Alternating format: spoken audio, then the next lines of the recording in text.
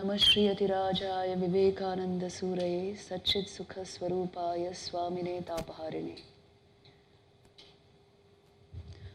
I am happy to be here this evening with all of you, and my pranams at the feet of all monastics, and greetings to all of you, VSC members, faculty, guests.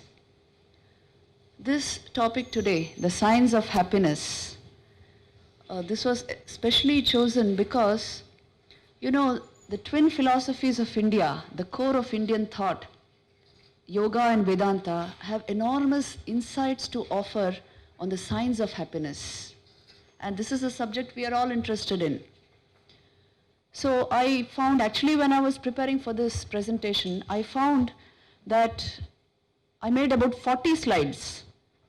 And then I thought that, well, 40 slides is too much to present within 50 minutes. So then I reduced the number of slides. But what I want to tell you is, there is so much of information, and they have gone to such depth.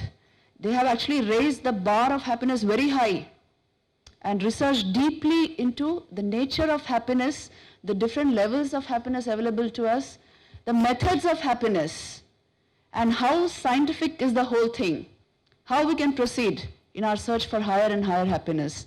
So I compiled some of the things in this presentation, and I hope we will be able to draw something very solid from this presentation, because in different ways people are studying the science of happiness, but Yoga and Vedanta provide us with something very scientific, something very deep. As I told you, the metric is very high.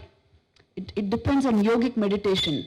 But there are certain facts which will inspire us to strive towards higher and higher levels of happiness. Happiness is something, you know, certain basic things about happiness which I will just remind you of, just make you aware of them. First of all, we know that happiness is a subjective experience. Secondly, we know that there are different levels of happiness available to the human experience, isn't it? There's a sensory level, there's an intellectual level, there are higher levels. There's the level of service, there's the level of spirituality, and then we also know that at every level there are different degrees of happiness, contingent to age, maturity and development. What you were happy with as a child, you cannot be happy with the same things today. So contingent to our age, maturity and development, there are different degrees of happiness at every level. Another thing is, in some way we can intuit that happiness actually does not lie in the objects of our happiness. The object stimulated the happiness in our system. That is the value of the object. But happiness is a state of your mind. Isn't this true? And even logically you can posit this, because you see, if happiness lay in the object, then increase in the object should increase my happiness logically, isn't it? But does increase in the object increase my happiness? Is this our experience? Let me give you an example here. With maybe the favorite snack in Tamil Nadu is masala dosa, isn't it? So suppose we say one masala dosa gave you 10 units of happiness, 10 H. 2 masala dosa should give you 20 H. 3 masala dosa should give you 30 H. 10 masala dosa should give you 100 H. But is this a fact of your experience? No. After 4 H or 5 H, you don't want masala dosas anymore. It causes revulsion for the object of happiness. Overindulgence at the sensory level dulls the mind and the senses and actually causes revulsion, and your happiness factor decreases, which means happiness is not inherent in the object of happiness. There's an error, there's a cognitive error in our thinking. Happiness is created in my system, maybe it was stimulated by the object, but it is created in my system, it is a state of my mind. My system contributed to my experience of happiness. This is clear, you see, logically from this example. Also, if happiness was inherent in any object, then you see it should have caused the same amount of happiness to all people, all systems. But this is also not a fact. A North Indian may not enjoy masala dosa as much as you do. So the happiness is not inherent in the object. This is the point I want to make. And today, happiness is studied at a very broad spectrum. And you know how? Because happy people obviously are seen to be more energetic, they are healthier, they live longer, they contribute more to the happiness of others, to the sunshine in others' lives. They are more productive, more efficient, and so happiness is no more a mere personal issue. It's a matter of public health, because when you are healthy, you contribute to the health of others. It's a matter of national well-being. When you are doing well, you will see that your neighbors are doing well, the nation is doing well. And it's a matter of global economics, because no matter at what level consumer you are, when you are a consumer, you actually turn the wheel of economy. So it matters in a big way, our experiences of happiness, our research into happiness. And that is why we will go deep into the science of happiness, but according to yoga and Vedanta, there are different ways of going into this theme. But we are going to do it real seriously through yoga and Vedanta. With this introduction, let me start the PowerPoint show, but please remember that the first few slides are only introductory. When we come to actual yoga, we will be studying happiness as yoga describes it, as Vedanta describes it, and as Bhagavad Gita describes it also. And then the different obstacles to happiness, our mistakes in understanding, proper understanding of happiness, and also how happiness and desire and all this are interconnected. So let's go into this. The hunt for happiness, as you know, is global. Most of our experiences are subjective, beyond measurement, but not beyond comprehension, isn't it? They are beyond measurement, but that means they are beyond the known parameters of measurement. We can extend those parameters. We can quantify happiness in different ways. And that's how it becomes a science. A lot of painstaking research is being carried out, especially in positive psychology. And the study of happiness today combines positive psychology, neurophysiology, endocrinology, brain science, and spirituality. Now, study of happiness as a science, you see, science uses 3 criteria: rational inquiry based on empirical observation and inference, measurement and quantification, repeatability and intersubjective verification. Now here, only the second point, measurement and quantification, will be slightly changing. We will develop our own measures. That is what we do in subjective sciences, in order to quantify the experience of happiness, so that we can study it as a science. By definition, happiness means positive effect. It means well-being, satisfaction, and fulfillment. Now here I want you to only understand this particular equation.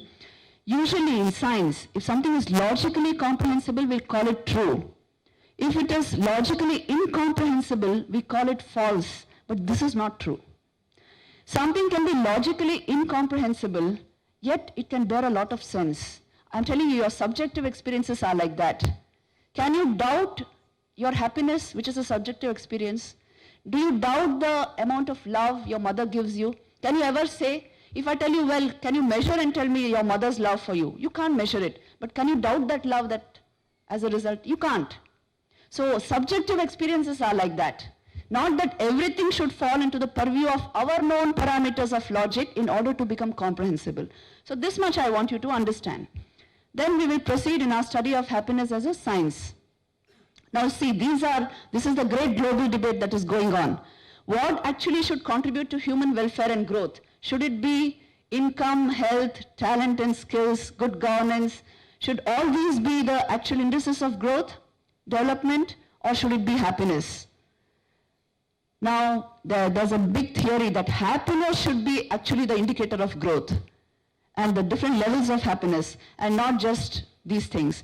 So anyway, measurement guidelines and benchmarks from the UN state that we can combine qualitative and quantitative methods to provide insights into the level of well-being, happiness, or life satisfaction and the quality of human life. For this, we will need to analyze the different aspects of happiness. So that's what we will try to do here. Until you know all the rungs of the ladder, how will you find that happiness is a better index of growth than the other factors? So we will be researching into this, and then our purpose is how to design private and public policy with maximum happiness as the goal. This is actually the goal of the science of happiness. And now look at this. These are the determinants of happiness. You see, this is quite obvious. We all know it. Absolute and relative income, social relationships, social comparisons, employment status, civil status, self-esteem, sense of purpose, aspirations, autonomy, time usage, genetics, health, age, consumption patterns, all these determine our levels of happiness. Now I want you to notice something here. What yoga and Vedanta will tell you in a nutshell is, all these are no doubt determinants of happiness, but they are determinants of happiness at only one level. Usually what they contribute to is your comfort and your security. And these two together you call happiness. Please note, they are going to a very subtle point. What they will tell you is, it's true that these are the determinants of happiness, but only at one level. And usually they contribute to comfort and security, not exactly the positive feel of happiness, because your happiness is not directly proportional to any of these determinants. We will see how they prove this. The most scientific study of happiness has been conducted by Yoga Vedanta, as we shall see. And yoga is a tool for self-transformation and higher awareness, which is seen to yield higher states of happiness. And its effects can be applied in all aspects, even in the professional domain. So this is how it studies happiness. You see, now this is the ladder of happiness available to us. Different levels of happiness. What yoga is going to do is, it is, as I told you, raising the bar of happiness very high through a profound research. And it has come to this ladder. You see, first rung of the ladder is sensory happiness. Then happiness born of thought and emotion. Then there's intellectual happiness. Then there's spiritual happiness. There are various sub-levels also. We will go into it systematically. Now the nature of sensory happiness is happiness born of the senses. And at this level, we call happiness pleasure. And pleasure against time always follows that graph which I have put there. You see, your pleasure is not steady. As I told you, overindulgence at the sensory level decreases your sense of happiness. And it increases, it dips. It is not directly proportional to the object of happiness. And all sensory happiness has this nature, and it follows that graph. Thought and emotional level happiness is a little more stable. It's not as transient, as ephemeral as the sensory level, little more stable. Intellectual happiness, what you call flow today in positive psychology, intellectual absorption, that gives you a little more stability and happiness. That is, of course, a happiness of a higher order, because you know very well, when you're absorbed in something, IIT group should be knowing it very well. When you're absorbed in something, the sense of time and space vanish. Your sense of identity vanish. And you are able to catch happiness as an afterglow of a very steady state, isn't it? That is what is called flow. And this intellectual absorption gives a very high order of happiness. But then there's a quantum leap between the intellectual level and the spiritual level. Because spiritual experience is supposed to be a transcendental form of happiness. Between these two, there are again further levels, which I have not depicted there. But you see, there is the joy of service, which we have all felt, isn't it? Recently there was a study conducted in Harvard in which they made two groups of students do different types of work. Like, for example, the first group was asked to do acts of service to itself. Go and enjoy yourself over the week. Do things for yourself. Do whatever you like, eat whatever you like, go to the movies, sleep as long as you want.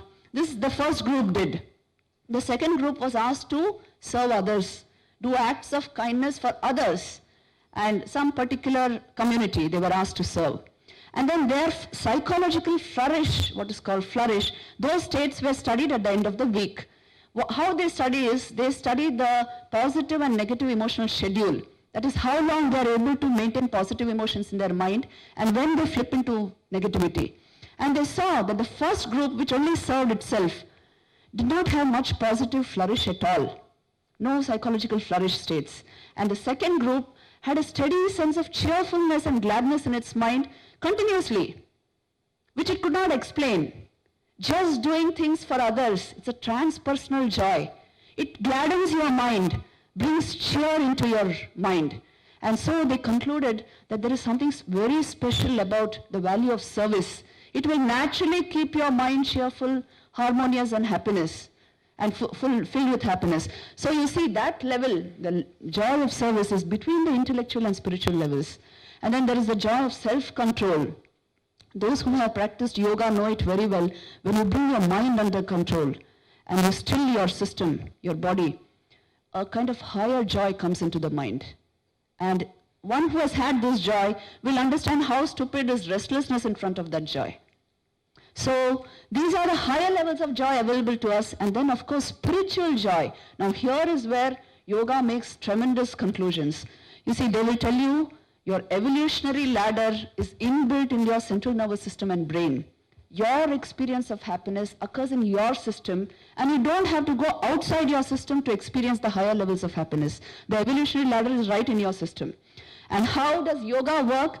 It generates altered states of consciousness which are seen to yield higher levels of happiness. Higher happiness. So this is the actual purpose of yoga. Yoga is not just about exercises, physical exercises and all that, maintaining good health. That's just by the way, yes, it's one of the byproducts of yoga. But the main purpose of yoga, hardcore yoga, deals with this. Changing consciousness itself. It generates altered states of consciousness. Just look at that first model there. That is the primary model in yoga psychology. You might have heard of it. It's called the Shat Chakra model. There are 7 chakras, but they call it Shat Chakra because 6 are in the body. 1 is supposed to be outside the body. Sahasrara is outside the body and the rest are in the body. Now what they are telling us, briefly I will tell you in this model is, they are telling you that if you are able to commit vital energy to any of these junction points in your body, which are along the Sushumna channel, if you are able to concentrate vital energy anywhere, what happens in your mind is it alters your states of consciousness. If vital energy is committed to the first 3 levels, which is this Muladhara, Swadhisthana, Manipuraka, only body.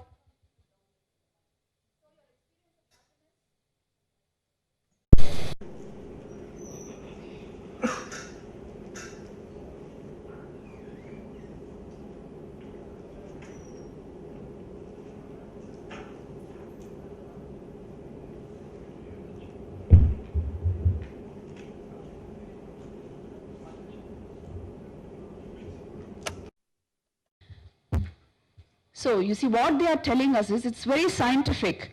Committing vital energy to specific centers yields different altered states of consciousness. The first 3 centers yield only body consciousness, so your understanding of happiness will be only sensory level happiness. When vital energy is raised to higher, to the Anahata, to the Vishuddha, the Agnya chakras, then you experience altered states of body consciousness drops. This is one of the conditions for yoga, and you will experience higher states of happiness. So this is why they say yoga is about generating altered states of consciousness and opening higher realms of happiness. This is what this model talks about. And it's a very scientific model because it is to do with your energies. It's to do with the unfoldment of awareness in your mind, and it is to do with achieving higher levels of happiness. Similarly, this second model which they use, this is the Panchakosha model. VSC people will be knowing this model also. Shankaracharya has commented extensively on that Panchakosha model. It is actually telling you where happiness comes from. And you see, the model says that there are 5 sheets. It's the human personality paradigm represented through 5 sheets. The outermost sheet is the body, and then there is the prana, the vital energy sheet, then there is the mind, Manomay Kosh, then there is the Buddhi, Vijnanamay Kosh, and then there is the Atman, the Anandamay Kosh, the innermost core of your personality. Now this model is telling you your happiness filters out through that Anandamay Kosh. It is exuded from there and it percolates through the Buddhi mind, so they appear to have become happy. And finally you superimpose that light on some object outside and then you say, you give the credit to the object. But the origin of the experience was within you. We will study these models further. This is just an introduction I'm giving you to what yoga psychology is going to tell you about higher levels of happiness. So let's go to the next slide. Now the indices of happiness in yoga and Vedanta. Look at the indices. Today's modern consumeristic culture will tell you excitability is the index for happiness. But you see what yoga and Vedanta tells you? The first index is serenity. We have all felt these states. Try to recapture them here. Our happiest moments were when the mind went still. A beautiful sunrise and sunset, the face of a baby, all these naturally still your system. And you experience a higher kind of joy at that time. But it's so, it changes so fast that you are not able to retain the experience. Just the memory remains a bit. So you see, serenity is an essential index of higher happiness, tranquility and calmness of mind. Second is emotional well-being, very harmonious emotional states, not the usual erratic kind of emotions. This is another very important index of happiness. Isn't this true? When our emotions are balanced, we feel a very good sense of well-being. So emotional well-being and high energy levels. Happiness, higher happiness itself means very high energy output in the system. And then higher awareness. This is a key point. The mind becomes so clear and so sharp that high awareness is generated. And happiness is always an experience of interbeing. Somewhere the borders have fallen. A sense of oneness with all creation comes, and that's a very authentic index of happiness. So you see, the indices of happiness are fivefold in yoga and Vedanta. Swamiji tells us, there's one very important quote of Swamiji, no two people see the same world. Some people who begin by saying the world is a hell often end by saying that it is a heaven when they succeed in the practice of self-control. You see, this very world will become a heaven if I'm able to change my system, my understanding of my happiness levels. So you see, it's a subjective science. It's so very important to understand this. I can create a heaven here, I can create a hell here. They are extreme poles of my own consciousness. That is what he's saying. Now, how do we measure happiness? As I told you, this is the actual criteria which we are going to change a bit in the science of happiness. Usually happiness is currently measured using three factors: positive emotions, absence of negative emotions, and life satisfaction. But please remember, happiness is not the absence of unhappiness. Happiness is not the absence of sorrow. There's a positive content to happiness. There's a lightness, there's a buoyancy. There's something so positive about happiness that you cannot measure it just by the lack of negativity in your mind. But anyway, what the scales which they are using today is this PANA scale. I told you about it, positive effect and negative effect schedule. They are using mood boosting technologies in order to use all this. And then the satisfaction with life scale and a subjective happiness scale. But you know, yoga and Vedanta, they use 4 parameters which are very interesting. Now look at this. First is self-transcendence. If happiness, as we discussed, is an experience in interbeing, it must be an experience in self-transcendence. So they will tell you that ego-bound life does not exhaust all the possibilities of happiness. As we climb the ladder of evolution, you will see that the greater the transcendence of the ego, the greater is your experience of happiness. You transcend the bounds of limited I consciousness to experience higher levels of happiness. A kind of unity comes with all creation. And that is the experience of love, the experience of happiness. All these have this particular parameter functioning. And then the duration of happiness. Higher happiness is always long-lasting, more stable. And the lower rungs of the happiness always have the characteristic of quickly changing your states of mind. They are very unstable. So the duration of happiness is another important parameter in Yoga Vedanta. And ineffability of the experience. The meaning of ineffable joy is something you can't describe merely through language. Linguistic expression is not enough. If I ask you the taste of ghee, can you tell me the taste of ghee? I'm giving you an example for an ineffable experience. You can't say what it is. Language is bondage. It restricts your thinking to something you have known in the past. This is an experience beyond language. That's why it's called ineffable. Higher levels of happiness give you ineffable joy. And that is why you see all these great saints and sages, they just go mum. They have no words to express what they are feeling. And the fourth thing which higher happiness gives you is high-level problem and negativity tolerance. The mind has so much space to take in all problems. It doesn't get stressed out. You know, there's a verse in the Gita, Bhagavad Gita, Yam labdhva chaparam labham manyate nadhikam tataha yasmin sthito na dukkhe na gurunapi vichalyate. Which means it's a happiness, the higher happiness of yoga and Vedanta. It's a state achieving which you feel completely fulfilled. You don't want any more happiness. You feel such fulfillment. And it is a state where you will not succumb to any form of sorrow. Because your mind has expanded so much, there's space to face everything in life. So you see, these are the parameters that Yoga and Vedanta speaks of. Now let me here evoke for a few moments these personalities who show us the highest reaches of happiness. Sri Ramakrishna was called the very incarnation of joy, because you see, all his photos are photos of him in samadhi. That was his natural state. And so he was always bubbling with joy, exuding joy. In fact, anybody who came into his ambit was infected by that joy. They would become joyous. How they have described him, you know, one of his direct disciples, he describes Sri Ramakrishna as, he appeared so joyous, so full of happiness, as if his face would burst with joy. Like a cracked melon, he says. The face would appear like that. And one day somebody asked Sri Ramakrishna, what exactly do you feel in samadhi? And he said, do you know what I feel? If you remove a fish from water and then you release it after a few moments into a bigger tank, what will it feel? The exuberance of life, splashing of joy. I feel something like that in samadhi. And even that is not enough. No expression can justify or describe that experience. So this was their natural state.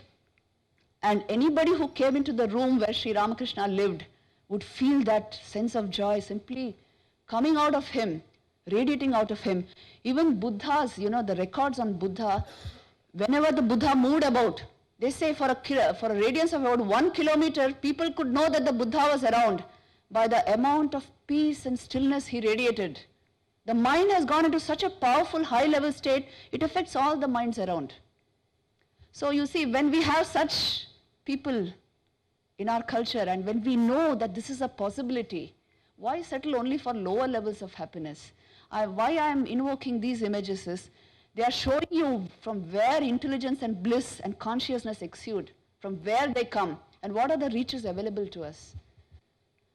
So now we will go into the yogic view of happiness. From here actually it starts. Science of happiness according to Yoga and Vedanta. Now here, first of all, I want to give you a very important law in yoga.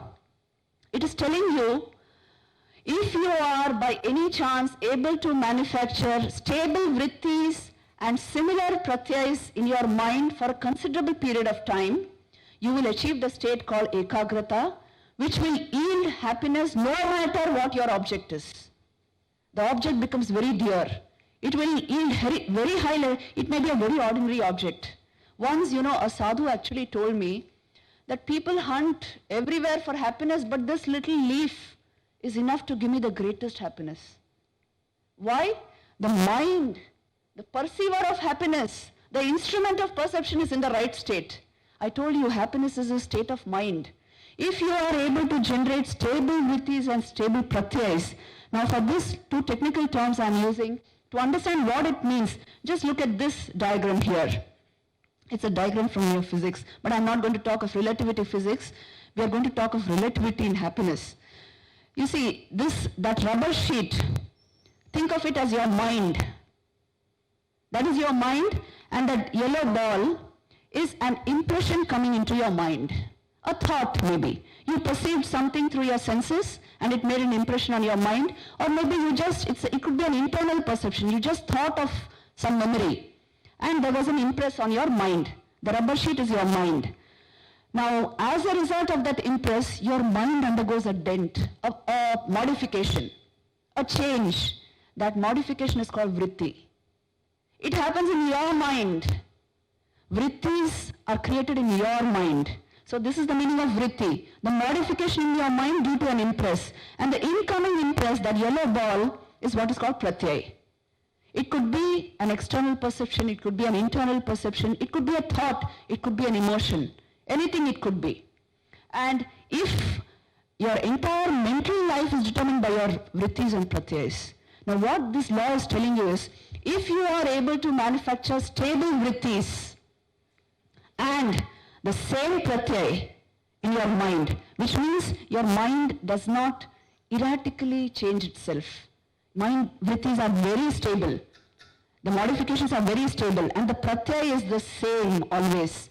You will achieve the state of ekagrata, high level concentration. And when your mind is at that level, anything you focus upon will give you happiness. You see, what a beautiful law. And you have felt the truth of this in your own life. I will tell you when. Remember the first time when you were introduced to high-level mathematics. It appeared very abstract and you didn't know what to make out of it. Maybe calculus, first time when you were introduced in school. And what you did, in the beginning it was not very attractive, but you applied your mind again and again, generated stable vrittis and same pratyas again and again. The application of your mind made the subject very easy. It made it lovable. Today you just love calculus or you love trigonometry because you created that state of mind. The entire work was on your mind. Any object will yield happiness for you, will give you a very stable state if you have dealt with the internal instrument well. If you are able to generate stable vrittis and pratyas. So you see, they are giving you a very important law to generate happiness in your system. Just get into the right state of mind and you will always be happy. So the 3 steps to happiness according to yoga psychology are, first is a calm mind in the focus mode.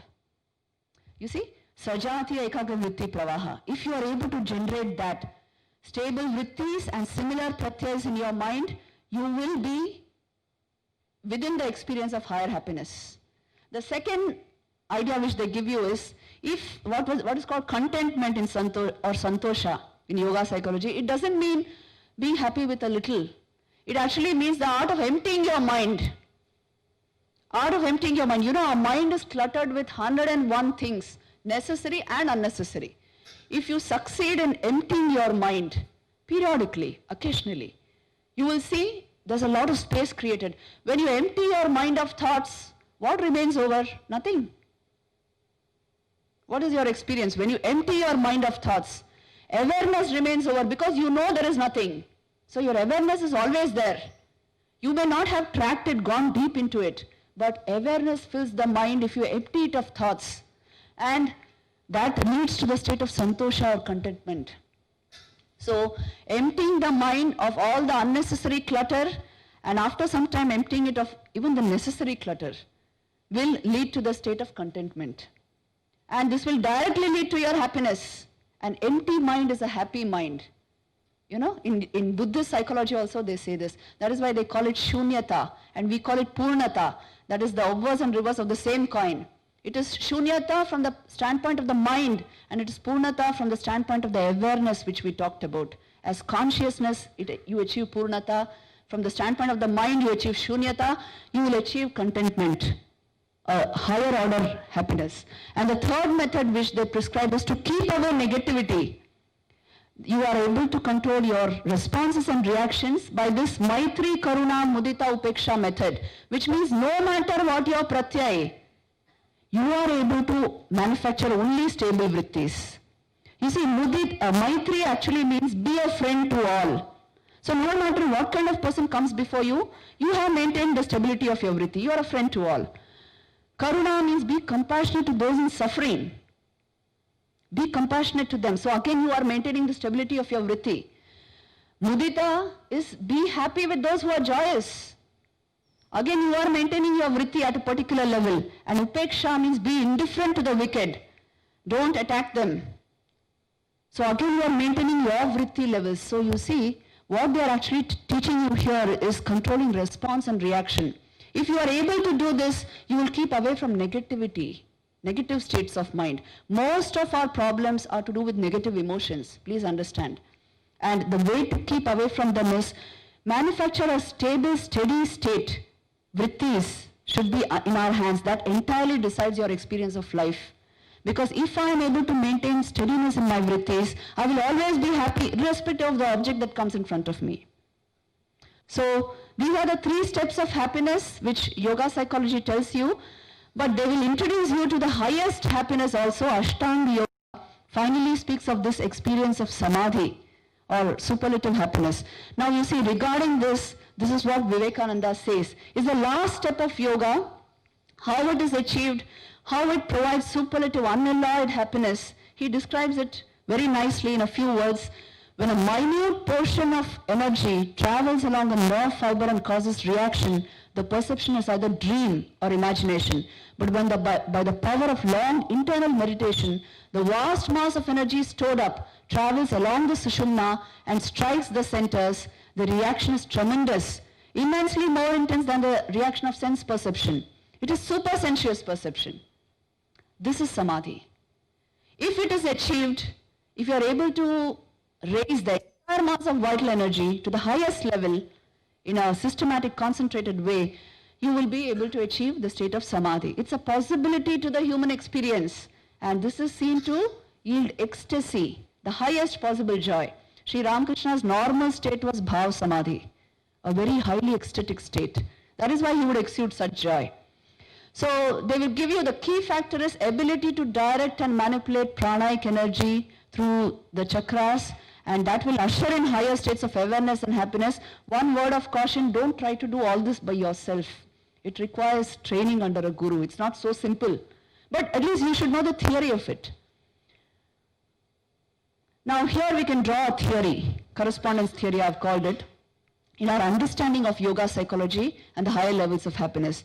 You see, the first thing this theory will tell you is, each level of energy yields a different level of consciousness. The first three levels, which we already discussed, yield only body consciousness, and hence happiness at these levels is only sensual joy. The fourth level, starting from the Anahata Chakra, relieves one of body consciousness, and hence happiness here has to do with intellectual joy and the joy of higher awareness. So, the higher the level, the subtler, happier and purer is the dimension of your experience. You see, the ladder is inbuilt in your system. The second point here is, whichever model we use, for every tier of awareness, higher awareness, there is a corresponding level of happiness. You know, the two of them, there's a function between the two which we will come to. Awareness is directly proportional to happiness, and happiness is generated by higher awareness. As we move upward, we realize that we are moving inward. I'm showing such images. Don't think it's an upward movement. There's no upward or vertical and horizontal. You are actually moving inward. That is the dimension of experience. And the third point is, every tier yields a fixed level of fulfillment. Any activity on the tier will yield the same level of fulfillment. So fulfillment is not activity related, but awareness related. This is the most important point to note. It is awareness related. The unfolding of higher awareness guarantees your happiness, your state of happiness. Now, the conclusions of yoga, I put it in the form of graphs so that you can understand it quickly.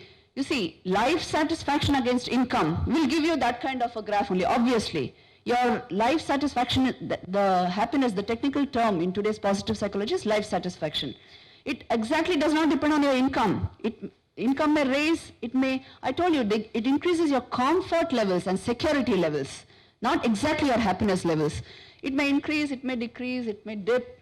And finally, well, there's no exact proportionate relationship between them. And B, graph B will tell you your awareness increases with your increase in vital energies. Now you will ask me, what is vital energy? Maybe in the question answer session you can ask. Pranic energy, you see, no energy can be seen, but energy can be felt, isn't it? Any other form of energy, can you see it?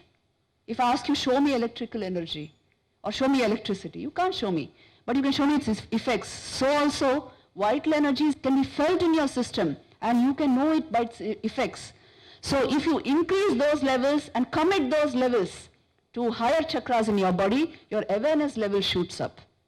That yields higher happiness. So the C and D graphs, they are the most profound because they are capturing a very important point in yoga psychology.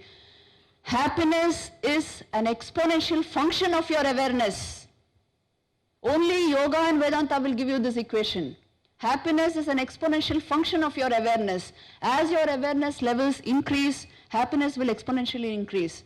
As your awareness level drops, happiness will exponentially drop. And if your awareness peaks, your happiness experience peaks.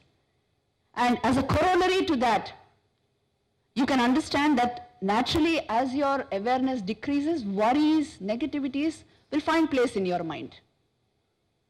So you see, as your awareness levels decrease, you will find negativities find place in your mind. So everything is proportional to awareness. Happiness is proportional to awareness. It's an exponential function of your awareness. So understanding this, we will understand at what level they are studying happiness. You know, the conclusions of this yoga are born of states of meditation. These conclusions are not theoretical conclusions born out of thinking. They are born out of states of meditation. Unless yoga is to be studied through yoga, you know, there's a famous saying, yogo yogena gnatavyo, yogo yoga pravartate. You can only know yoga through yoga. And you can proceed in yoga only through yoga. And there is no way of, you see, thought is a very feeble expression of pranic energy. There are deeper expressions. When you go into meditative states, you can generate very superfine thinking because that is one of the byproducts of that state. So the meditative state, the yogic state will give you all these conclusions. Now, we will go into the Vedantic view of happiness. For this, you have to be able to catch the logic. So please be very alert. We are going to use a technique from Mandukya Upanishad. They are not positing any supernatural element in this understanding. They are only studying the three states of your own everyday experience. They are only catching these three states and studying them. You see, this is your own experience. You everyday experience three states: the waking state, Jagrat, the dreaming state, the state of dream, Swapna, and the state of Sushupti, deep sleep. Now with only this data, they will make some tremendous conclusions. You see what conclusions they make. First of all, Jagrat state is the state where your mind is in full bloom and your senses are in full function, isn't it? Just now we are in Jagrat, hopefully. So your mind is functioning and your senses are functioning. So in Jagrat, what happens is you are taking in perceptions and experiences from the outside world. And in Swapna, what happens is your senses have shut down in the state of sleep and dream. This is a state of dream. And your senses have shut down, but your mind is working, isn't it? You cook up your own world. You spin your own world according to your desires. And you actually feel that is most real. Think of your dream state. In your dream state, you require dream water to quench dream thirst. You require dream food to appease dream hunger. These states are mutually exclusive of each other. Isn't it? You need real food to appease real hunger, but you need dream food to appease dream hunger, which means what? The states are exclusive of each other, and that is why the rishis gave different names to the waker, the dreamer, and the deep sleeper. The waker is called Vishwa. Same entity passing through three states, but with different names. The waker is called Vishwa, the dreamer is called Taijasa, and the deep sleeper is called Prajna. Now this Prajna chap is very interesting, because they are going to corner the experience of deep sleep. You see how they do it. What happens in deep sleep? Our experience of deep sleep is senses are closed, mind is also closed. Isn't it? Mind has been shut down. Senses are of course shut down. But still there is an experience. What is our experience like? We say, I slept blissfully. Isn't it? I was very happy. It was a state of deep restfulness. And I did not know anything in that state. So something was there to know that you did not know anything. Isn't it? Look at the logic they are using. Just like you are a witness of your thoughts, you are also the witness of the absence of thought. You know that nothing occurred in deep sleep. You know that there was nothing in your mind. So who knew nothing was in the mind when the mind has shut down? So they posit subliminal consciousness must have been present for you to know that there was no experience. And that subliminal consciousness also generated the state of restfulness and peace. Even when the mind was shut down, so when we say happiness is a state of mind, it's not exactly true. Happiness was your experience even when the mind shut down. So you see the two important conclusions. You can say mind-boggling implications of this study are, first of all, your experience in deep sleep clearly indicates that consciousness, subliminal consciousness persists in all states, even when mind is not functioning. Secondly, the experience of happiness does not pertain only to the mind. These are the two conclusions. Now look at this first diagram here. Jagrat, Swapna and Sushupti. I pass through the three states. Isn't it? It's you who pass through these three states. Let's call that IX. And the three states A, B and C. Your normal experience is XA plus XB plus XC. Now what Mandukya Upanishad is doing is, it is putting X out and X into A plus B plus C. This is what they are giving you. And what conclusion are they drawing from that? That you see, if you say, I passed through the state of waking, dreaming and deep sleep, I woke up, I went into dream, I slept, and then I went into deep sleep, and then again I woke. So you see, there's an invariable passing through three variables, isn't it? If an invariable passes through three variable states, doesn't it mean the invariable is apart from the variables? Can it be the same as the variables? It can't be. Look at the logic. The invariable is apart from the three variables, so you are apart from the waker, the dreamer and deep sleeper. So you are not even Vishwa, Tejasa or Prajna. You can only be that pure consciousness which is even the witness of the absence of thought in your deep sleep state. This is how they come to the conclusion of Atman.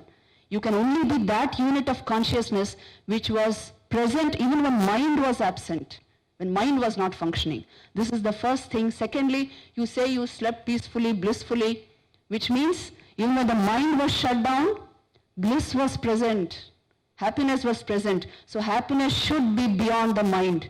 The source of happiness should be beyond the mind. It can only be the self, that pure consciousness which is exuding both consciousness and bliss. So you see, the conclusion they will draw is, bliss is the inherent nature of the Atman. It oozes out through the mind. The clearer the mind, the more the bliss is felt. So bliss is the inherent nature of the self, even as consciousness is. This is the mind-boggling implication of Mandukya Karika, Mandukya Upanishad. And so the conclusion they will draw from this Sukham Aham Aswapsam na Kinchid Maya Vedisham. This is the actual statement. They are making the mantra. The profound and mind-boggling logic leads to happiness is independent of objects. Obviously, it is even independent of the mind. This is the great conclusion. And so happiness results from something behind the mind, the self. If you have caught the logic of those two steps, you will understand how obvious this is. So they will tell you, Anandamay Kosh, the level of the Atman is the innermost sheath which exudes consciousness and bliss. This is how Vedanta is studying. You see at what level they are studying. All your sciences, you know, are restricted to the Jagrat state. Do you ever go beyond the Jagrat state to research into something? Tell me, do you? In psychology you do. Again, psychology is a subjective science. Subjective sciences are required to complement the purely objective approach of normal science. You understand? Look at the level at which they are going and researching and applying logic and drawing conclusions. So we are in a position to draw some equations from this understanding. This I have actually drawn from Brahma Sutras. There's a theory of Shankaracharya, what is called Adhyas. You must have heard of it, superimposition theory. In the introduction to Shankara's Bhashya on Brahma Sutras, this Adhyas Bhashya comes. And it's very profound.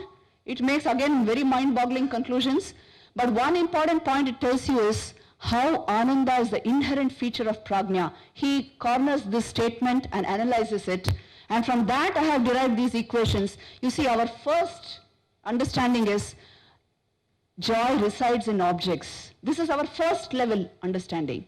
Then we understand, no, joy is a state of mind generated by the object. Second equation. That finally we understand that joy is a property of the self, reflected by the mind and superimposed on the object. This is a kind of Vishaya Vishayi Adhyas, he says. The import is that the joy which is the dharma of the Vishayi is superimposed on the Vishaya. Children are constantly doing this. We are grown-up children, maybe minus the innocence. So we are also doing this. Constantly we are in Adhyas. We are operating in a particular mode which is already suffering from superimposition. So our thinking is a little bit deflected, distorted, deluded. When we clear our thinking through meditation, you will understand where joy is actually coming from. So here the Buddha gives a wonderful example. I suddenly found it in some Buddhist text, and I thought this is the right place to use it. So I will give you that story here. You will be able to understand these equations better. You see, this is a real story which occurred in his life. You know, once the Buddha was moving about in the forest, and after his enlightenment, and he saw a colony of lepers. In those days, you see, 2,500 years ago, when there was no medical facility as such, no advancements in medicine, leprosy was a big problem, and leprosy-inflicted patients were just isolated, quarantined into the forest. They would just place their food at the edge of the forest, which they would carry, and they lived there so that they don't spread the disease. Now he encountered this colony of lepers, and you know what they were doing? You know what leprosy does to a patient? It causes a lot of itching, extreme itching, and as a result wounds are formed, especially on the hands and feet. And then still the itching continues, so the wound aggravates and becomes red, and sores come in. Now to endure and somehow go through that, overcome that suffering, what these lepers were doing was, they had lit a bonfire, and every dawn and dusk, they would burn their wounds on that bonfire. And they would call this happiness. Watching this, the Buddha said, you see, leprosy, the desire-ridden mind, is the leprosy-inflicted patient. The desire-ridden mind. What does it do? It itches. It will itch and itch and itch until you create a wound. Then still it's not satisfied. You will itch the wound and actually create sores, and the wound aggravates. Then you burn it on the fire of sense pleasures. The wound only aggravates until you understand the primary problem, that the leprosy was nothing but an itch in your mind created by desire, craving. And he said, that is why understand the nature of craving. Understand the nature of desire in order to understand happiness. You will not understand the higher levels of happiness if you do not understand the nature of craving. You know the second noble truth of Buddha? The first is, life is full of suffering. The second is, desire is the cause for suffering. Now IIT group, I'm used to working with IIT group, you know. Naturally they will put the question, Mataji, if you remove desire, well, how will you run the economy? Because it depends on consumerism. So I will come on that. I will come to that. But what he's telling us here is something very profound. Try to understand it. Craving and desire is the cause for suffering, he's saying. And how it comes about, you can see it through that example of the leprosy-inflicted patient. From this, we will go to deflections of mind. How we mistake where happiness is coming from. Actually, it is a huge science, this science. How, you see, the density of desires or craving in our mind acts as the prism that deviates the vision and experience of the object. It's exactly like optics. The deviation angle can only be understood in the yogic levels of meditation. How do you feel that burning your wounds contributes to happiness? This is understood only when we analyze desire to that deep level. And a clean prism, which means a pure mind, functions like a mirror which reflects the light back onto the subject. And this is exactly how we recognize that consciousness and bliss are properties of the self. Now I don't know what you will make out of this slide, but this much understanding is basic. You know, even Vedanta speaks of this, that initially what happens, if only consciousness prevails, there is only happiness. But an agitation arises in your mind due to desire. And then what do?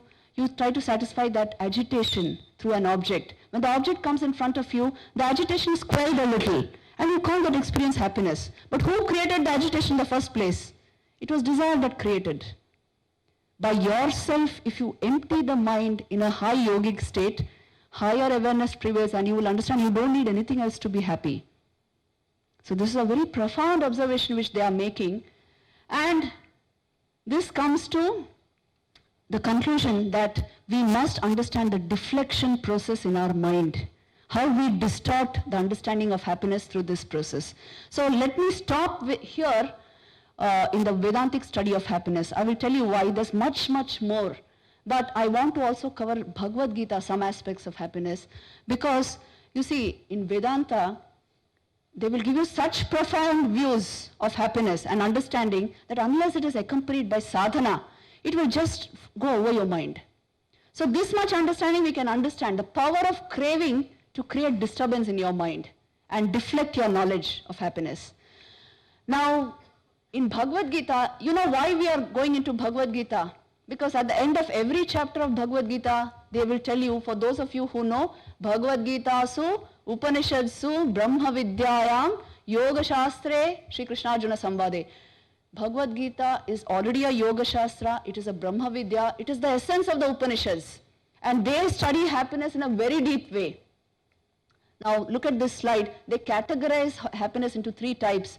This has come into your experience. You have felt sattvic happiness, you know what rajasic happiness is, and you are also aware of what tamasic happiness is.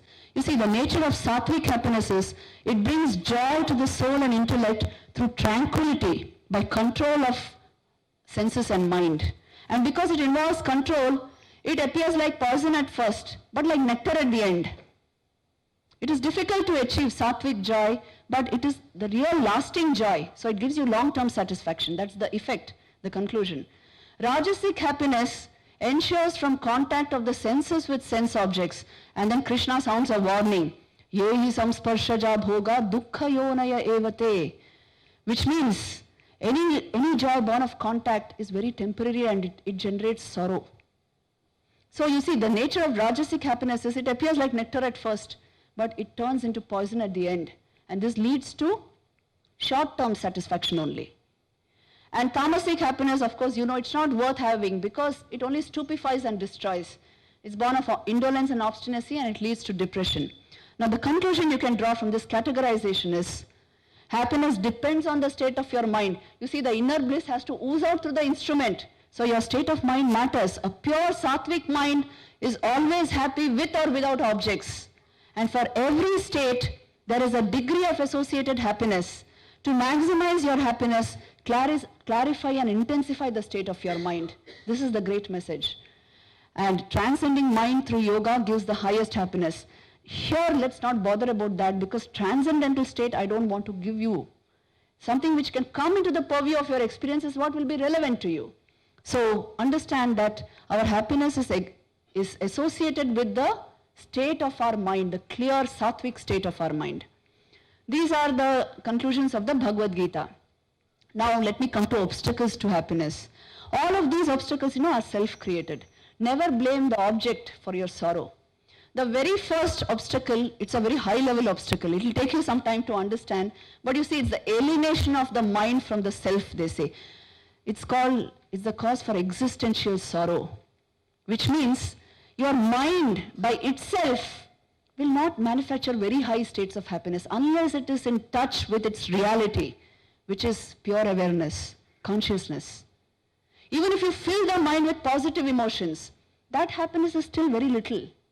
This is what they are trying to tell you. In Bhagavad Gita, there's a verse to this effect, very profound verse.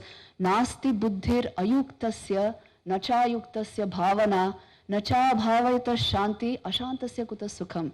If you are not in touch with the reality behind the mind, you will not experience high-level continuous happiness. The happiness born of positive emotion, that much you can experience. So you see, the very first obstacle to happiness is the alienation of mind from its source. So some touch with deep level awareness through meditation is required to experience happiness continuously. And a self-alienated mind will remain unhappy no matter how positive its content. This is the core cause for depression actually. The second obstacle to happiness is your own emotional insecurities. Isn't this the most important cause for your unhappiness? Emotional insecurities, big problem today. You know, wherever we go, the problems of students have to do with emotional insecurities. And the core cause for emotional insecurity is playing with the emotions of others, playing with human relationships. If that is done in today's, what would you call it, easy kind of culture, it will lead naturally to emotional insecurity. So committed relationships, clean life, this is most important to maintain stable, happy states of mind. This is what you should learn from this. And then the third obstacle to happiness is a mind conditioned into negativity. These Shadripus, you know about Shadripus, I don't have to repeat it. Kama, Krodha, Mada, Lobha, Moha, Matsarya. This is the cause for all negativity in our minds. So keep distance from them. Consciously keep them at a distance. And then we have certain peculiar characteristics, you see. Like too much perfectionism. We do it where it is not required. This is an obstacle to happiness. Social comparisons leading to inferiority, cause for unhappiness. Materialism, judging everything only by the pleasure it gives. Most important cause for your unhappiness. A materialist is usually unhappy because never has he gone within. And then maximizers, they want more even when satisfied. Simple greedy people, that's the meaning. So these are all the causes, the obstacles to your high-level happiness. And remember, you don't have to be in the same room to catch someone's stress. It is transmittable via email, via social media, via text, everything. Happiness is contagious online. The experience of emotions are contagious online. So expose yourself to the right things. I say this in almost all my lectures. Exposures matter. What you see through your senses impacts your mind. What happens in your mind creates your vrittis. What vrittis you create decides your sanskars. Your sanskars decide your destiny and your experience of life. So understand, these are the normal obstacles of happiness. Now finally, let me come to a note on this. This is the neurophysiology of emotion. You see, it is a fact that when you experience happiness, chemicals, like you see, these are your happy chemicals. These are released into your bloodstream. Dopamine, serotonin, oxytocin, endorphin. So these are called bliss chemicals. Blessing and bliss, they come from the same root. Prefrontal cortex is loaded with opiate receptors. It's a fact that chemicals are released into your bloodstream when you have an experience of happiness.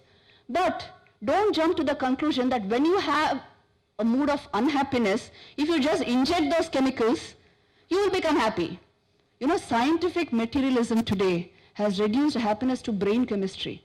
They will tell you that, well, if you are in an unhappy state, just inject these because these are responsible for your happiness. This is not true.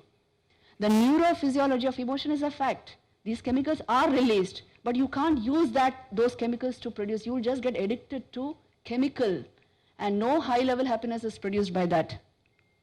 And remember, your thoughts and your emotions are closer to you than any chemicals. So if you train your thought and emotion to remain at a particular level, at a higher level, that will influence your neural traits. The neural pathways in your brain is affected by that. That actually releases your hormones and the chemicals. So if you are in charge of your mind, you will be in charge of your brain and body. You don't have to inject chemicals to experience happiness. So always remain grateful, thankful, prayerful, and hence blissful. Develop your mind. That is the message. Develop the higher levels of your mind. This is what yoga and Vedanta are about. The reaches, the possibilities in your mind are immense and vast. That is what human birth is about. And if you can explore into that realm, yoga is about exploration into your own depths. If you can explore that level, you will find the deepest reaches of happiness, of higher consciousness, of bliss, of freedom, of fulfillment. And now I come to your great question, which I have been put in IIT Delhi also. See, how can there be development without desire? I told you craving is responsible for your unhappiness. So then it is, it is desire that drives the economy, because consumerism drives the economy. So then if you remove desire, is this what we are telling? How will there be collective development? You see, the idea is this. Economic growth depends upon many things, expansive infrastructure, foreign investments, and global markets. But most of all, it depends upon human resource, isn't it? Trained human beings. It depends upon human resource. And what here we are trying to tell you is trained human resource will ensure the proper circulation and utilization of wealth. If a person is himself greedy, the distributor is greedy or exploitative, what will happen to the wealth? So you see, concepts of aparigraha, yajna, yoga, they lead to a refined culture without retarding collective development. And a spiritual outlook actually augments and enhances the developmental drive. This actually saves civilizations from turning hedonistic and material. You know, civilizations, just like the individual, face this crisis, whether they should swing towards values or away from values. And so we must understand creation of wealth, distribution of wealth, and wealth reaching out to the poorest sections of society is only possible when there is trained human resource. This is where yoga in the collective sense is very useful to us. Even the creation of wealth is augmented if your system is trained, if it knows the higher possibilities available to you. So you see, Vivekananda insisted that a householder should create and distribute wealth, so nobody is against your developmental drive. Please know, India should become a developed country, no doubt, through yoga. Combining science and yoga, you will be able to open infinite possibilities for the nation. And a householder should create and distribute wealth while at the same time practicing self-control. This is what was given by Vivekananda. And so the picture of welfare state in the Indian paradigm is a picture of plenty with absolute control over oneself. And that is why Vivekananda prescribed the Rishi ideal for the common man, and many of our Rishis were Raja Rishis. Janaka, Vishwamitra, Ambarisha, they were all kings who were Rishis.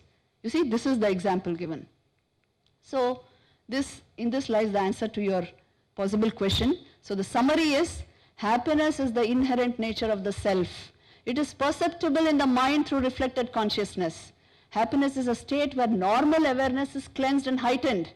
Happiness is completely independent of objects, and lower and cheap forms of delight can be got easily, but higher and fulfilling happiness requires discipline. That is why Swamiji tells you, happiness and miseries are states, and states must change. But the nature of the Atman is bliss, peace unchanging. And we have not to get it, we have it already, just remove the dross and see it. Improve the states of your mind, you will be able to intuit the higher levels of awareness and happiness. The whole thing is inbuilt. Your liberation is inbuilt within your system. This is the science of happiness according to yoga and Vedanta. Thank you very much.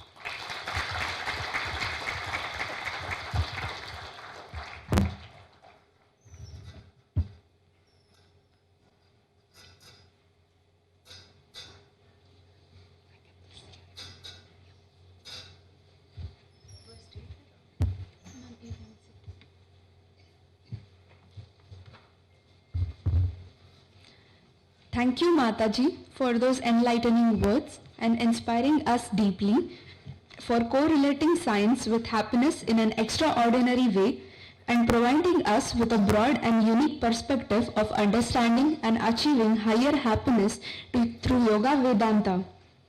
The floor is now open for questions. I request everyone to raise hands and our volunteers will pass on the mic.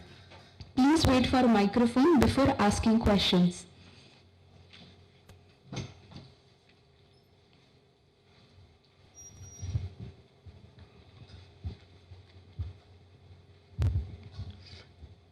Good evening, ma'am. I'm myself Karan. So, ma'am, from childhood, like we are told at different educational stages, like clear 10th, then you'll be happy. Like, there will be peace and life. And the more we qualify on education level, the more we realize that more we are becoming unhappy or unsatisfied. That happiness is very short-lived. Like, there is a lot of depression in IIT students, but outside people will think like he is an IIT, what pain will he have in life. So and they are relatively more happy. But like the more we develop, the more we are unsatisfied, and the more short-lived is the happiness. And as you mentioned, desire is the reason for that, but desire to develop ourselves is one of the main cause that we are unhappy with ourselves. So like, can we say that the true happiness cannot be achieved, or what can we conclude out of this? You see, you are passing through, maybe you are a student, you are passing through a phase of struggle. So this is your outpouring. The thing is, higher happiness is a perfect possibility with everybody. Otherwise, why would people be doing yoga? When people come to us, actually what they are asking for is, they are asking to get out of the negativity in their mind. This is all they are asking for. Because they have conditioned themselves into such negative states by only encouraging negative emotions, negative thoughts, all kinds of exposures getting into the head. So That is why then your experience becomes, oh, this is very short-lived, and it can generate some low-level vairagya. So don't believe in all that. You see, life is meant to open the higher possibilities in your own system. Understand what this level of experience gives you and move on to the next higher level. It can be done only through yoga. You will understand as you clear your mind, you clear your states of awareness, and you will intuit higher levels of happiness. Then you won't ask the question, well, only this level is it available to me. It's not like that. So the essential thing is to do some form of mind control, mind stilling technique along with your natural studies and all that. To do it along with that.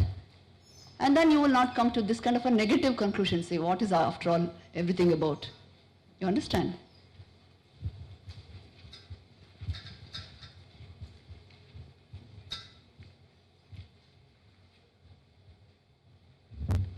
Good evening, ma'am.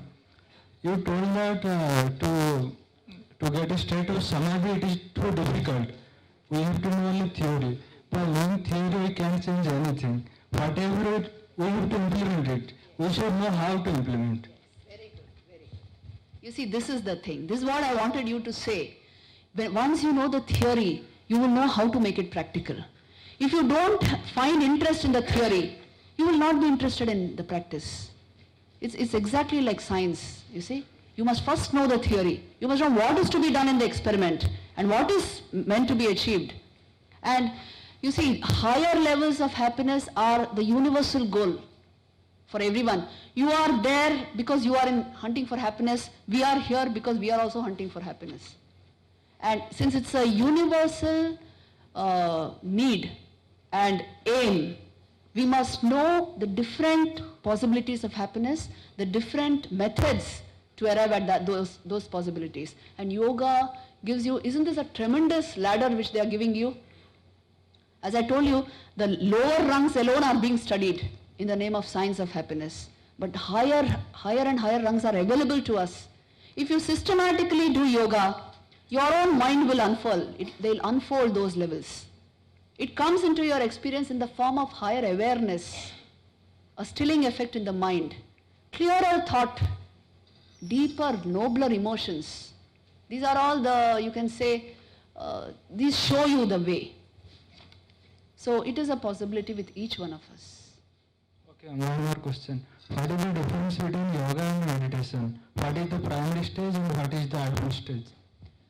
Yoga, meditation is meant to achieve the higher states of yoga. No, by yoga we can achieve meditation, Yes. or by meditation we can achieve yoga. This is my question. No. What should we practice first? Yoga or You meditation? see, by yoga, what do you mean? I mean by yoga meditation.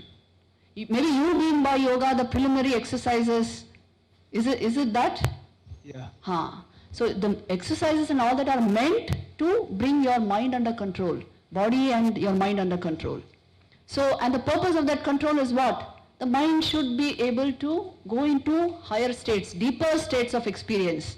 Like for example, when you sit down for meditation, the mind should be under control. It should go still. It should be able to concentrate on the object of your meditation. No, in meditation we don't concentrate on anything because concentration is the byproduct of meditation. Yes. No, you don't concentrate on anything, then what do you do exactly? You remove thoughts from your mind? Yeah. Yes, very good. That is a Vedantic form of meditation. You can remove thoughts from your mind, but you know what you should retain in your mind? You don't have to retain it, it's naturally always there. Awareness has to be caught. Awareness is the substratum of thought. You know, many people ask me after a presentation like this, what is this awareness you are talking about? Usually we don't understand much by awareness because we are only aware of objects, aware of something. Now, the awareness which they are talking of here is not awareness of something. It is awareness that rises in your mind when thought is obliterated, removed. You know, usually our awareness is deeply invested in the thought process, in your emotions and in your thoughts. So you are not able to understand anything by pure awareness. But if you remove thoughts and are able to retain, catch that higher state of awareness, you will understand what we mean by objectless awareness, unobjective awareness. It is the state of pure consciousness which can be brought about in the mind by systematic training. And once you gain that, you see, this is not alien to your experience. When thoughts are absent from your mind, see what is present. And if you practice yoga, you can see it better, what is present. Because when you actually remove thoughts from your mind, your awareness is never removed. Your awareness always remains. Only the mind also shuts down temporarily, so you are not able to catch that awareness. Now what they are telling you is, that's why become more and more alert and become the witness of everything. And you will see that awareness is always retained in your mind even when you remove thoughts. So your meditation should lead to that. Otherwise just removing thoughts, then what do you gain? The happiness born of thoughts is very limited. The happiness born of emotion is very limited. But the happiness born of awareness is immense. So catch that experience. You are perfectly capable of it. Through yoga you can do it. You know the relationship between yoga and Vedanta? Vedanta was born from very high states of yoga. The outpouring of these rishis who practiced these high levels of yoga, their outpouring was Vedanta. So you cannot achieve, say, the experience of Advaita Vedanta without yoga. It's a systematic way of unfolding higher awareness. Then you will come to Advaitic conclusions. Otherwise it's only a thought process in your mind. It doesn't result in an experience and hence you are not satisfied with it. So take it up as a technology which you can perform. Knowing the science, this was the science, now the technology is to be applied in your system. And you will actually have the product.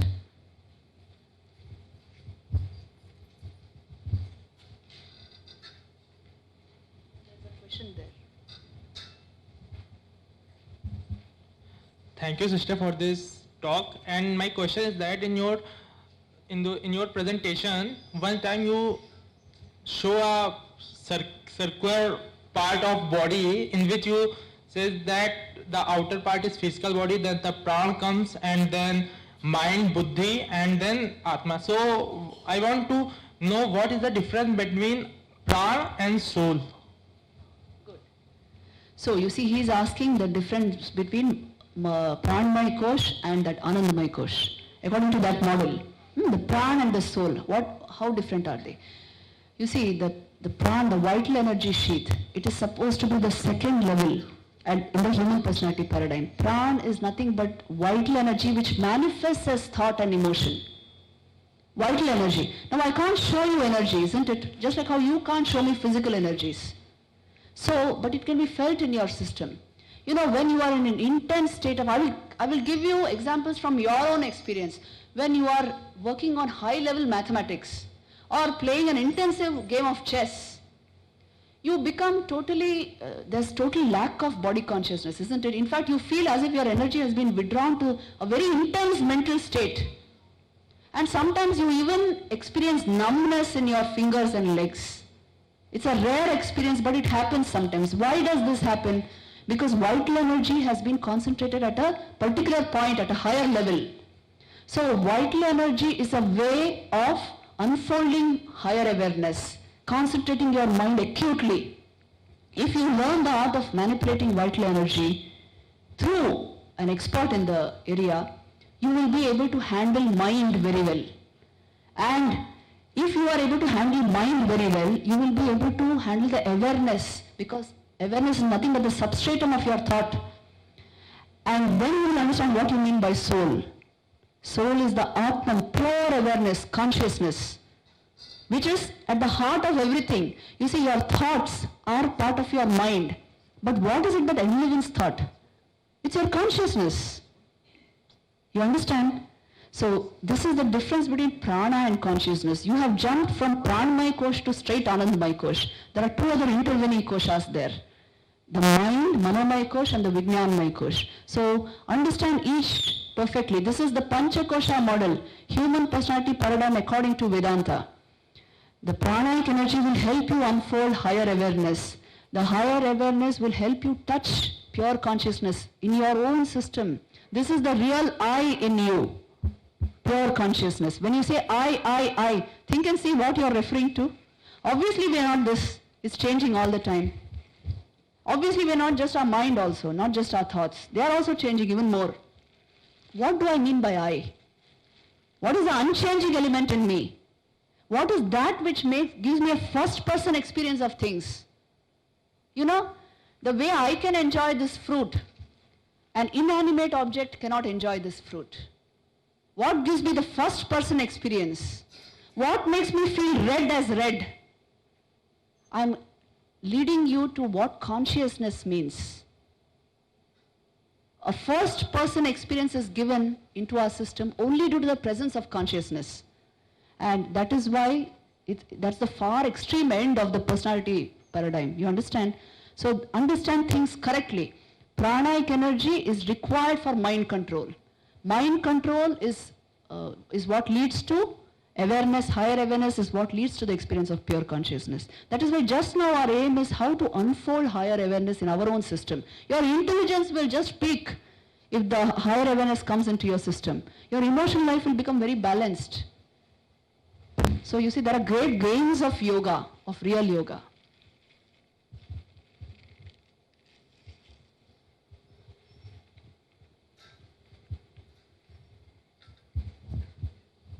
Good evening, ma'am.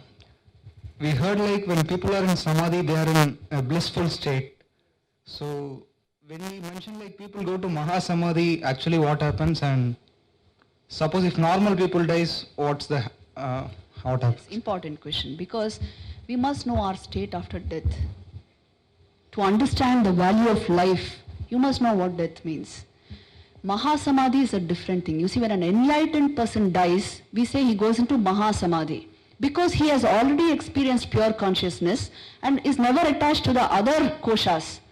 So he merges into pure consciousness. That is Mahasamadhi.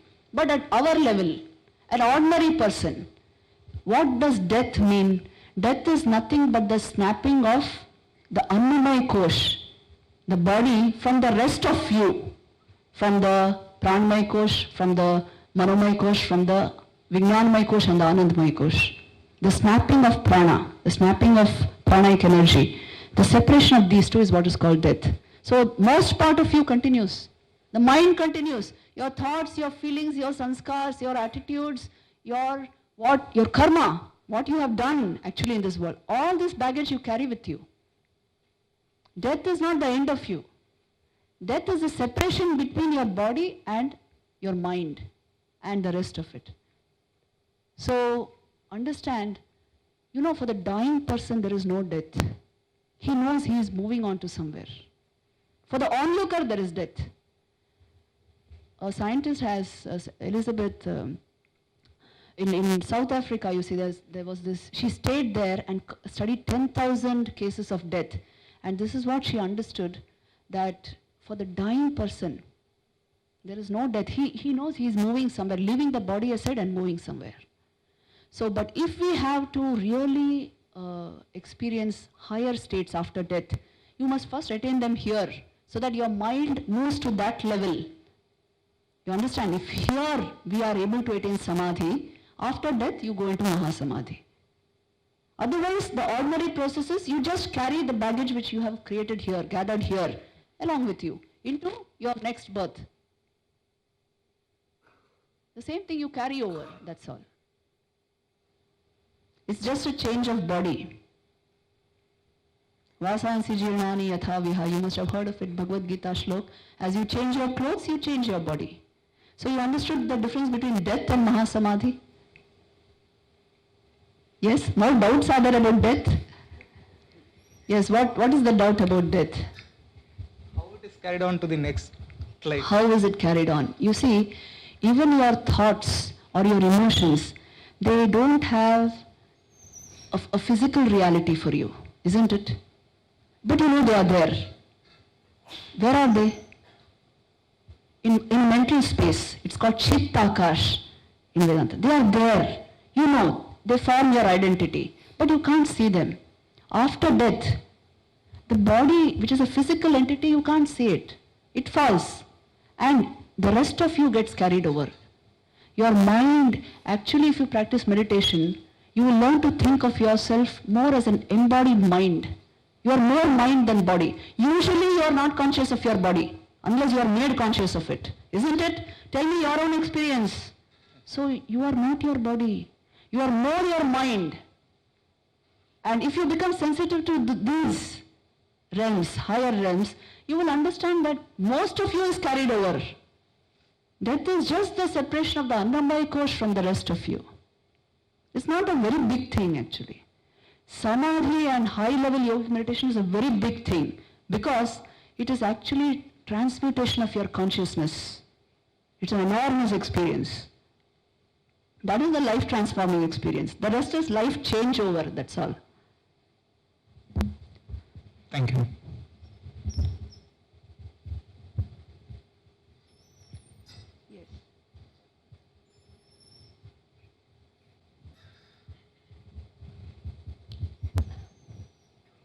Pranams Mataji, good evening.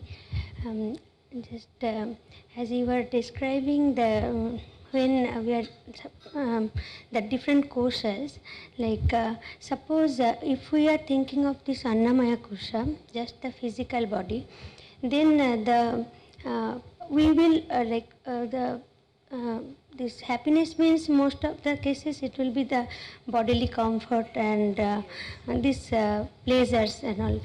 So like in that case, when suppose all the, like we are all individual beings, so my happiness is different from some other person's happiness. So now when we are changing our state from physical body to mental next kosha, so then all our mind is in one plane, like my mind and all others' mind are all connected. And even if we are going higher and higher in the level, so we will be going towards the one deep. Finally, the Atman is one. So what I was feeling like that when suppose now my in the physical level my happiness is separate from others' happiness. Now suppose when I raise my level to the next level, so then since there are so many people, only few of them are enlightened and few of them are like going into a like proper way, having good mental energy and peacefulness. So but most 99.999 are having more difficulties or sorrows or miseries in life. So suppose I am feeling the other way, like who are having peacefulness, they will be more since the average of the mind is carrying more unhappiness, how you all like it should be more unhappiness because all are connected, and the average is how it should be maintained. Good. You see, the thing is, a happy mind, which is consciously happy, it has been able to manufacture higher states of happiness, is a powerful mind. You understand? And an unhappy mind, a mind which has not worked on itself, a deluded mind, it's a confused mind. Its power is very low. And happy, that is saints and sages, as you said, men who have experienced very high levels of fulfillment, they hold power over such minds. So if their proportion is minor and the proportion is major, the majority are unhappy, don't think, well, they will be, it will not work, the equations will not work. You know, their minds become so powerful that they are able to affect these people positively. If you go into the presence of a man of realization, you will understand what it means. They will create the atmosphere for you. They actually, saints and sages, create atmospheres, create consecrated spaces just by their presence. Tirthi kurvanti tirthani, you must have heard. They create pilgrimage spots by their presence. It becomes a powerful mind, a mind which has touched samadhi, can bring every, you know, Raman Maharshi's case just here. Anybody who came close to him, his mind would touch his state. How is it possible? In Sri Ramakrishna's, so many experiences are there. When they entered the room in which Sri Ramakrishna was in ecstasy, they felt waves of bliss. How is it possible? So you see that the power of that mind is very different. Don't gauge it with our ordinary level minds. And so we don't have to worry, well, their population is more, this population is less, so what do we do about it? Just manufacture that state and you are at the helm of change. These are the real revolutionaries, these are the people who have really created all the changes in the world. Don't think revolution means just what the Greeks did or the Romans did or what Hitler did no. Revolutionaries were they who made vast changes in the world just by the power of their personality, just by this high level evolution of higher consciousness. And these people have left their footprints so that we are able to generate high level states. They say in Christianity that Christ came that you and I may become Christ. And if we don't do that, you don't pay him full tribute. You don't pay him full respect. He came that you may evolve into that. So understand, this is the purpose before us. There are techniques, solid, very scientific techniques, as I told you, which can take us towards that evolution. How do I work on it in my own mind? This should be our aim.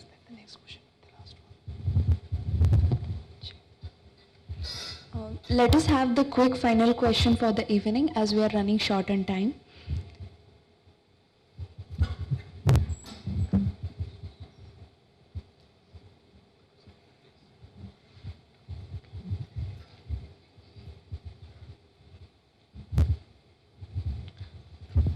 Ma'am, as I know that we are a part of a Atman.